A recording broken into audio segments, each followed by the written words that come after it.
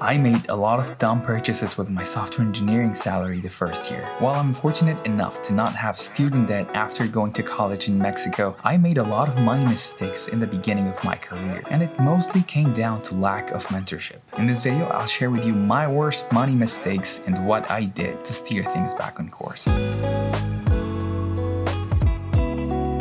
I didn't negotiate my salary. When I started my first job as a software engineer, I didn't know any better than just to accept the salary offer that was given to me. I didn't have any mentors in the industry to guide me through the negotiation process, so I ended up missing out on a significant amount of money that could have been added to my earnings over time. I left money on the table that could have been put towards savings, investments, or just better living conditions. One option for those who want to avoid making the same mistake is to interview with multiple companies. Having multiple offers gives you leverage and can help you negotiate a higher salary, better benefits, or other perks. But no matter what, it's important to remember that you have the power to negotiate, even if you don't have multiple offers. Really do your research and evaluate if the offer you're getting really matches what the industry is compensating people with similar skills and experience level. Negotiating your salary isn't just about the money, it's about valuing yourself and your worth, and also just practicing a very critical life skill that I wish people talked about more.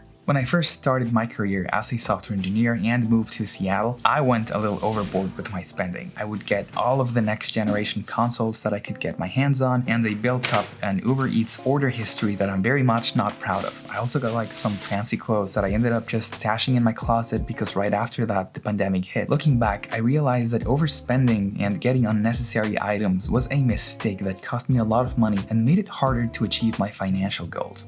It also left me vulnerable to unexpected expenses or emergencies. If you're just starting out in your career, prioritize saving from the get-go. Automate your savings by setting up a direct deposit to a savings account after every paycheck. And don't forget to build an emergency fund, aiming for 3 to 6 months worth of living expenses. This will help you prepare for whatever life throws your way. Having an emergency fund early is also beneficial in case of unexpected expenses like a job loss. We recently saw how real of a possibility a layoff can be. And this way you won't have to dip into your long-term savings or take on debt. We've talked about how I wasn't really saving much and my spending went pretty much unchecked for a good while. I figured that as long as I had a steady income and I was able to pay my bills, I didn't really need to track my spending or set specific financial goals. But looking back, I realized that not having a budget was a big mistake. This was a big reason I was falling into the previous mistake and overspending in certain areas of my life that were not really in line with my current long-term financial goals. It wasn't until I started tracking my expenses and creating a budget that I was able to get my spending under control. Just start making progress towards those financial goals. If you're not currently using a budget, my recommendation is to not build a budget, at least not yet. You should start by just tracking your expenses for a few weeks or months without trying to be too restrictive. This will give you a good idea of where your money is going and where you might be overspending. Then you can set realistic financial goals for yourself, such as paying our debt or saving up for your long-term goals. With all this information, you can now jump into a budgeting app or a spreadsheet to help you stay on track and make adjustments as needed. I personally love using YNAB for this. I'm kind of cheating for this one since it's not as much a mistake, but rather a concept I hadn't been introduced to before using YNAB. The idea of giving every dollar a job means that every dollar you earn should have a specific purpose. You can allocate your money towards bills and cost of living, savings or future expenses or emergencies, and investments for long-term goals like retirement. By having a specific purpose for each dollar, you prioritize your spending and ensure that your money is going towards things that matter to you. One of the best ways to give every dollar a job is by creating a budget like we just talked about. But budgeting in YNAB or Mint focuses a lot more on your actual spending than on appropriate allocation of your gross pay, which basically means your money before taxes. That's why I think it's not very useful from a high-level personal finance decisions, which is why I actually keep 2 budgets now.